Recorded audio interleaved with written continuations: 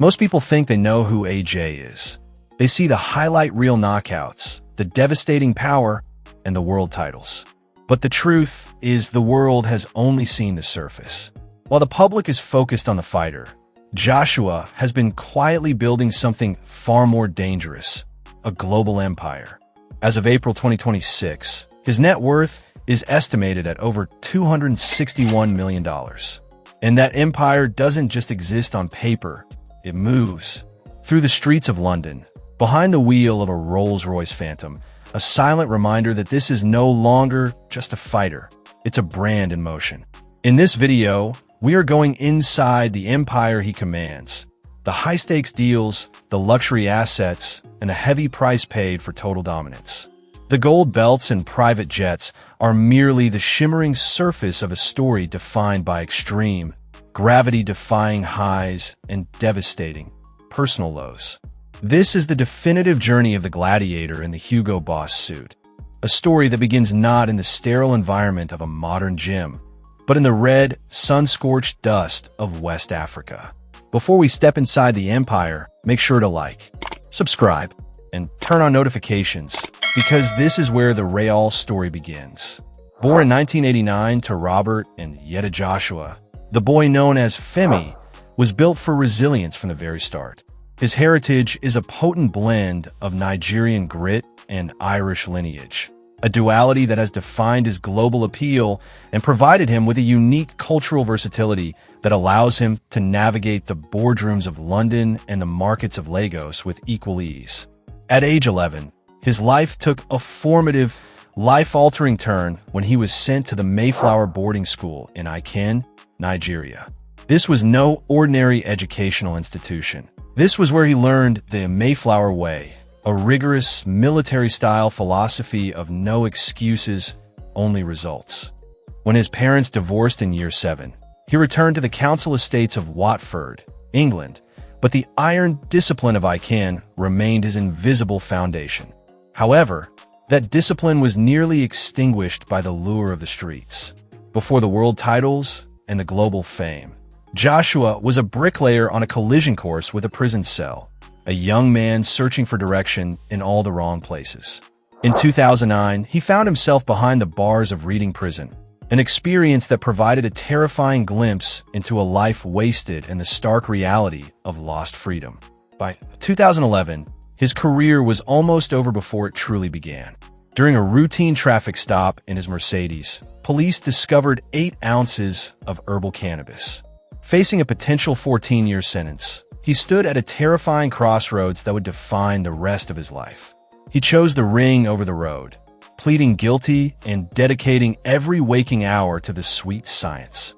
What makes Joshua's rise so unnatural is the sheer speed of his development, a narrative of a man who was behind the curve and then caught up violently fast.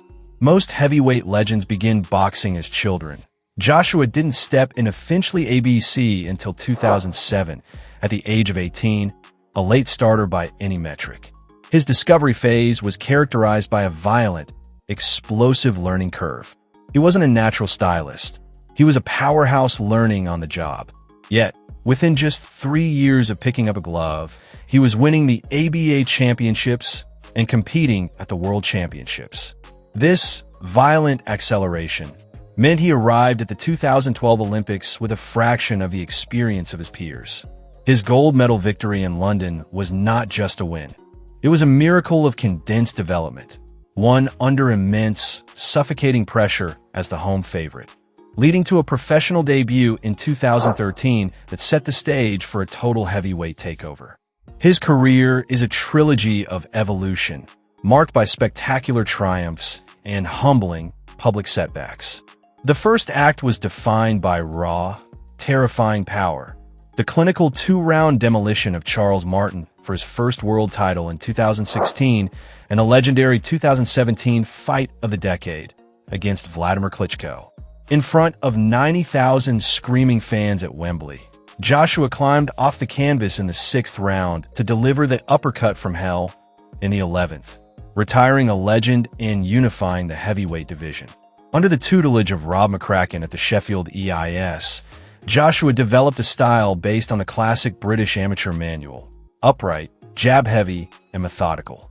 It was during this golden boy era that the corporate AJ was born. He became a UK cultural symbol, a clean-cut, humble ambassador who bridged the gap between the council estate and the luxury boardroom. His early partnership with Under Armour in 2016 was a turning point, marking the beginning of a British heavyweight marketing explosion. This was the gradual corporate buildup that preceded the empire.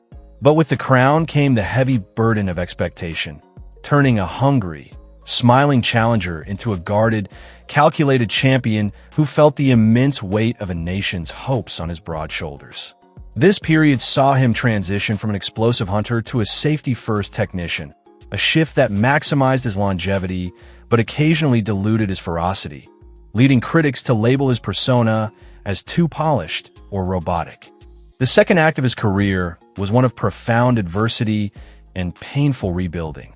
It began with the shocking loss to Andy Ruiz Jr. at Madison Square Garden in 2019, a night where the golden boy appeared human and the invincible aura was shattered by 4 staggering knockdowns. This loss wasn't just a sporting defeat. It was a psychological shattering that exposed a vulnerability that many hadn't seen, forcing AJ to dismantle his entire approach to the sport. Though he displayed tactical genius and immense discipline to win the rematch in Saudi Arabia 6 months later, back-to-back points defeats to the pound-for-pound maestro Oleksandr Usyk in 2021 and 2022 stripped him of his titles. These losses forced a deep, agonizing psychological introspection as Joshua struggled to reconcile his power puncher identity with the technical, high-speed puzzles posed by smaller opponents. The public criticism in the UK media became a weight heavier than any opponent's punch, leading to an emotional post-fight outburst in Jeddah that revealed the deep cracks in his carefully maintained public persona. This era was also defined by the ghost of the Tyson-Fury rivalry. For nearly a decade, the Battle of Britain was the sun around which the heavyweight division revolved. The tension between the disciplined, corporate Joshua and the erratic, unpredictable Gypsy King became a long-running psychological war of words. The missed opportunities to face Deontay Wilder for the undisputed crown added to the soap opera feel of the division, where rivalries became long-term narrative arcs rather than simple fights. The third act, which brings us to 2026, is the era of the aggressor. Under the clinical guidance of trainer Ben Davison, Joshua reinvented his boxing DNA yet again, moving away from the cautious, hesitant style that characterized the Usyk fights. This technical evolution saw him change his guard, tighten his jab, and rediscover his footwork, a significant shift from the McCracken Foundation to a more aggressive approach. He returned to his roots as a clinical finisher, delivering surgical victories over Otto Wallen and a devastating 2-round destruction of MMA star Francis Ngannou, re-establishing his status as the division's premier knockout artist. Even after a brutal, career-threatening knockout loss to Daniel Dubois in September 2024, a fight at Wembley where he was floored 4 times and appeared to be a fading force, Joshua refused to fade away. He used the humiliation of defeat as the ultimate fuel to sharpen his focus for a final, high-stakes campaign that would prioritize commercial dominance alongside competitive glory. However, this aggressive resurgence was shadowed by a dark cloud of public and professional controversy. By 2025, the narrative around AJ had shifted from national treasure to commercial mercenary. Hardcore boxing fans began to turn, accusing him of choosing money fights over legacy fights. The peak of this criticism arrived with his December 2025 matchup in Miami against Jake Paul. While the event generated a staggering $267 million, the media backlash was fierce. Critics labeled it a circus act that devalued the sport's prestige, questioning if Joshua had lost his competitive soul to the allure of the digital pay-per-view dollar. This period reignited the ducking accusations that had plagued his career, with fans from both the Tyson Fury and Deontay Wilder camps claiming Joshua's team used business politics and impossible contract demands to avoid the most dangerous risks. With AJ often being framed as mentally fragile, or overprotected by a corporate machine that prioritizes brand safety over undisputed glory. But just 10 days after that triumph in Miami, the world of Anthony Joshua was shattered by a cruel twist of fate. On December 29, 2025, while visiting his ancestral home in Nigeria to celebrate the new year, he was a passenger in a Lexus SUV that slammed into a stationary truck near the Sagamu interchange on the Lagos-Ibadan Expressway. While he survived with minor injuries and painful rib bruising, the accident claimed the lives of his inner circle. His longtime recovery therapist Sina Gami and his personal trainer and childhood friend Latif Lats Ideal. Their absence left a void in his daily routine that was as much emotional as it was professional. As of April 2026, the driver of that vehicle, Adeni Mabalaji Kayode, 46, stands trial at the Sagamu Magistrates Court facing charges of manslaughter, recklessness, and operating without a valid license. For AJ, the physical injuries have healed, but the loss of the men who were his constant shadows has left a permanent scar on his psyche, bringing a new, quiet solemnity to his 2026 public appearances. Seeking a fresh start and financial fortification following the crash, Joshua officially relocated his business base to Dubai, UAE, in March 2026. This move was a masterstroke of corporate strategy rather than just a luxury lifestyle choice. This shift allows him to protect a massive dividend income, which saw him take home over £10 million in 2024 alone. In Dubai's zero-income tax environment, he is able to reinvest the nearly 45% he would have lost to the UK's progressive tax system back into his burgeoning empire. This tax efficiency sparked a new wave of controversy back home, with UK tabloids and some fans accusing him of abandoning the country that made him, fueling a debate over whether his national hero status could survive his newfound financial self-interest. This empire is built on the philosophy of diversification as defense, a strategy inspired by the commercial longevity of titans like Floyd Mayweather and LeBron James. It now includes a £1.2 million Sky Palace in Sultan Haytham City, Oman, a 15,300 square foot investment featuring a private gym and recovery spa, and a £42 million commercial holding on London's Bond Street. Through his 258 group, Joshua has moved beyond simple endorsements into true equity ownership, securing stakes in high street property, emerging tech, and even a significant share in the Alpine F1 team alongside other elite athletes like Patrick Mahomes and Rory McIlroy. He doesn't just represent brands like Under Armour or Hugo Boss. He negotiates from a position of power and equity, ensuring that every dollar earned in the ring is working for him in the boardroom. Despite his immense, world-class wealth, Joshua's private life remains remarkably, almost stubbornly grounded. At 36, he still famously lives with his mother, Yetta, in North London, citing the deep-rooted Nigerian culture of family support as his primary anchor. Behind the high gates of his North London mansion, a sprawling £25 million plus estate, AJ lives in a world of controlled, clinical silence. This isn't just a home. It's a high-performance lab designed for the preservation of a heavyweight titan. The interior aesthetic is one of quiet luxury, neutral tones, vast open spaces, and an atmosphere of disciplined privacy.